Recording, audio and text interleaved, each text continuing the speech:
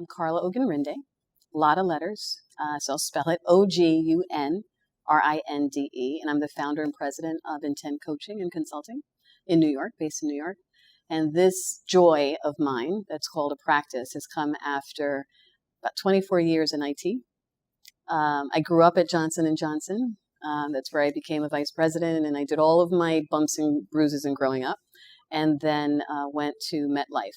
So I retired from MetLife in 2012, and everyone chuckles, probably in disbelief, but I actually had them throw me retirement parties because it was the end of a chapter, and now I get to do executive coaching and working with leaders as a full-time thing. So, Carla, we are extremely happy that you've joined us at our 2019 Summer Leadership Summit here at Freddie Mac. Thanks for asking. And we just absolutely loved your presentation. And I think people in the HITEC community really drew a lot of value from this idea of energy leadership. So for those of the folks that were not in the room today, talk to us a little bit about this idea of energy leadership and why it matters. I could talk forever about energy leadership because it's a lifestyle, really. We love having models and structures and concepts that we can study and then get expert at and then put it on our bookshelf as a great reference point. Energy leadership is a constant day-to-day, moment-by-moment choice. And so very simply, it is, I use the word conscious because at the core of it, that's what it is. We walk around on autopilot for the most part, for all reasons that are understandable and expected. We have a lot going on. And so many of our choices are instinctive. And so we're walking around on autopilot, we're putting things in compartments. This is my work persona, this is my home persona. And what we start to realize when we're doing energy work is wherever your feet are, we want all of you there. Not your work self, not your home self, but all of Omar. Because otherwise we are not getting the benefit of all that you would bring. And so energy is really just a choice. It's a choice of what energy am I standing in right now? And because of that, what decisions will I make? So for example, energy has 7 different levels and 3 different buckets that they fall in. Okay. Survival energy, where we spend a lot of time. Yeah. Adaptive energy, which has to do with me in context with this moment. The person that I'm with, the room that I'm in, which is where we spend most of our time. Sure. And then thriving energy. And in those different buckets, in those 7 different levels, we have a whole host of options and choices, but only if we know that we're in it.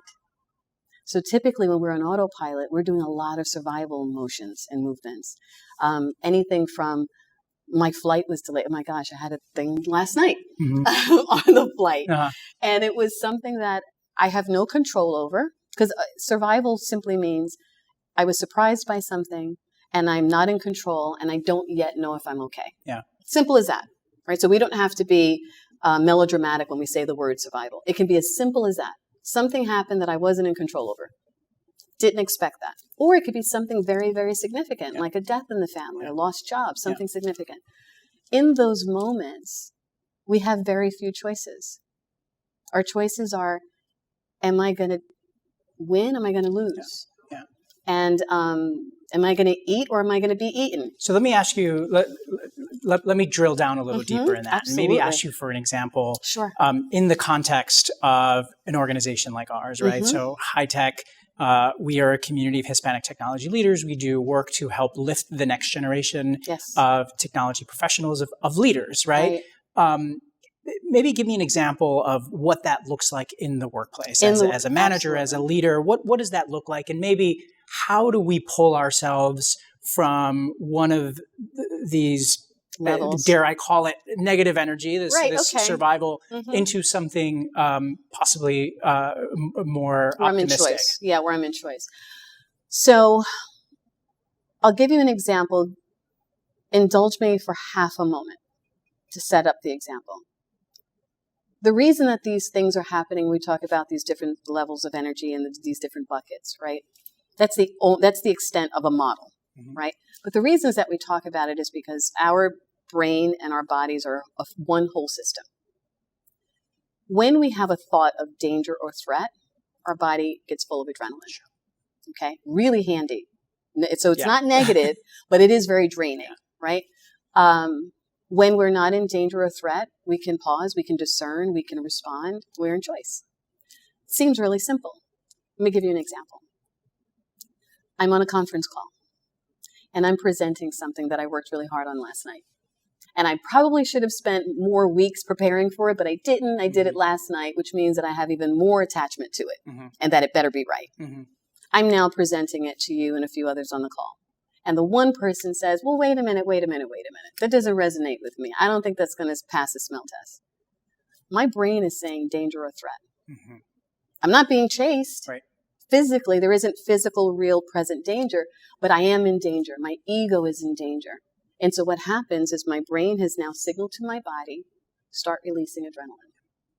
And when I have no place for it to go, that sits in our bodies. It sits in our backs, in our chests, in our shoulders, and it creates stress.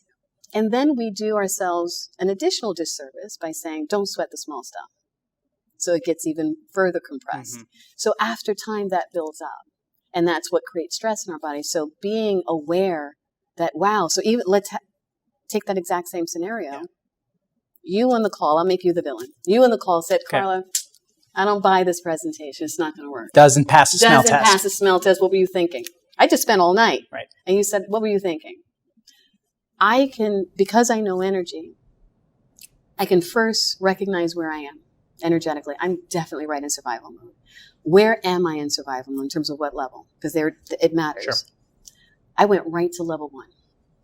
Level 1 means I'm not in control. I don't know if I'm going to be okay. I'm overwhelmed. 100% of that, what we call catabolic energy, it's a flush of adrenaline. I can't even respond back to you right now.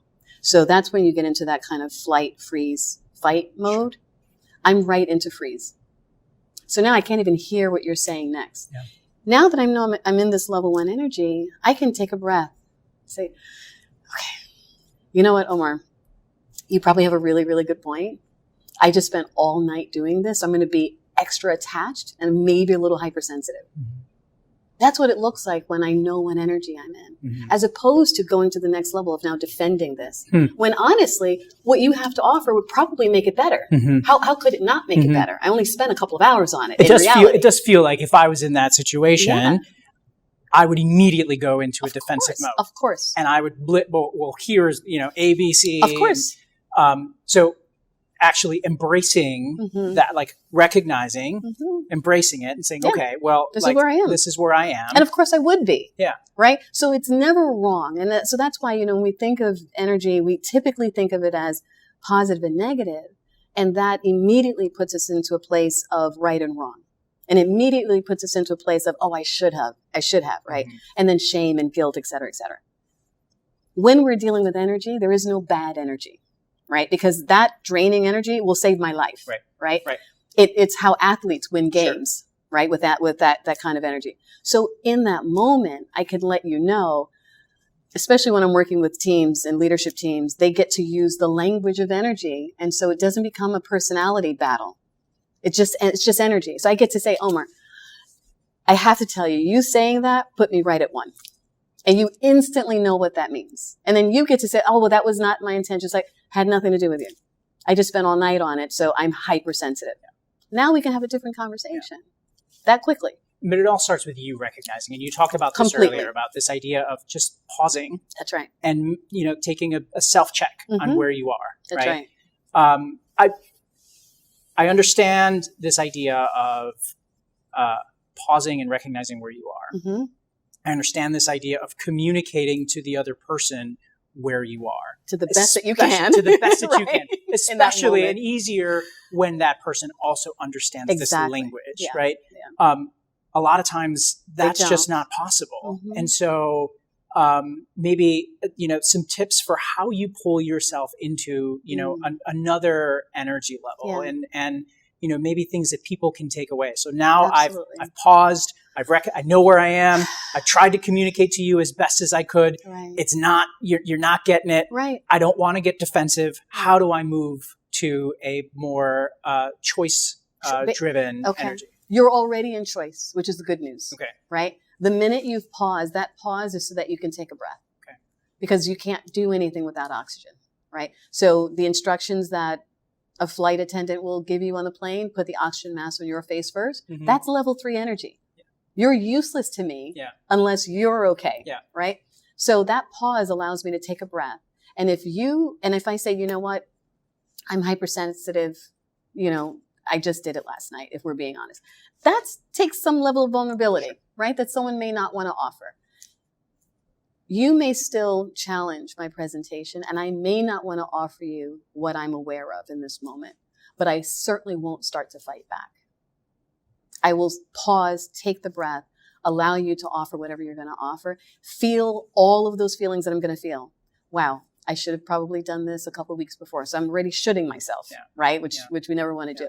But I won't step into defensive mode, and if I do, I'll also know what I'm doing so that when I hang up the phone, I can call you up and say, Omar, let me tell you what was going on with me. Yeah. Okay. I wasn't even hearing anything that you said because I went right to defensive mode. Yeah. So you don't have to know. I have to know. Right. And so when we are in that defensive mode, which is what we call level 2, we behave badly as we would. Right. If I'm fighting a war, if I'm fighting for a game, I don't care about what you think. I'm going to move you out of the way so I can get to that goal. When we use that level 2 energy, and we should, what has to follow is I can come to you later and say, you know what, forgive me. I was a mess. I wasn't listening to anything that you said this doesn't pass the smell test. Anything after that, I wasn't listening to. So can we do a reset? So the conversation instantly begins to change, right? And so it isn't to have a workplace where everyone is skipping and, birds are flying, tying ribbons in your hair because everyone's had. That's not what it is. Yeah. It's simply to not extend the experience of, oh my gosh, I'm not in control. Yeah. So maybe let's shift the conversation a little bit and talk a little bit about other levels of energy, because I think it's incredibly important to acknowledge and reflect and pause, especially when you are in that survival mode. But how do we use different energies to help lift others, right? Mm-hmm. And so much of what HITEC is about and what we do here is, working to empower others so that they can then go back into their workplaces, feel more empowered, and empower others within their teams and grow others. So let's maybe talk to a little bit about, how we can use this idea once we understand it to begin to empower others. Great question. And you guys demonstrate it all the time. You did just the other day. You had a young lady in the audience ask a question. And she said, as a brown woman coming up, any tips that you can give me so that I can get to where you are? And instead of just answering the question, I think it was Nellie who said, come up on stage, let everybody see you. Yeah. So you guys are doing that anyway. That energy is that level 6 energy. And that level 6 energy, okay, again, without knowing the definitions of each, that's a we state of energy. And that we state of energy, that's where vision is set. That's where inspiration is found. That's when the thought is we. Yeah. So in survival mode, it's all me, right? For all good reasons, as we said. In that adapting space, it's me plus you. How am I going to engage with you? Just the two of us, right? Yeah. But when we're talking about we, so think of it in business, right? Think of it as me as an individual, as an employee. Once I'm in this adapting space, I'm thinking me plus my team. Yeah. Once I'm in this we space, I'm thinking industry. Yeah. How can we help the industry? Yeah. You guys do that instinctively as your DNA. It's about we. Yeah. So you can feel it in your symposiums. You can feel it in the summits and the conferences, and that you are always looking at the we. And that's where that why lives. Simon Sinek talks about the golden circle, right? That why are we here? Why do we exist? That's all level 6. Yeah. It's all level 6. So when we try to do that really big work from a level 1 or a level 2 survival, you can't. Yeah. You can't sustain it, or it becomes very transactional. Yeah. But because you guys work from, and the tactical is a lot of level 2 and level in survival, because you have to, right? You're executing. But when you guys step back and you say, why are we even here? Why do we exist? That's all level 6. So you feel it. Yeah. I love that. I love that. And I think it is who we are, right? It's why we exist, from just how we interact with our partners, how we work to really continue to improve the value that we're able to deliver on behalf of our members, on behalf of our partners. We're extremely happy that you're here.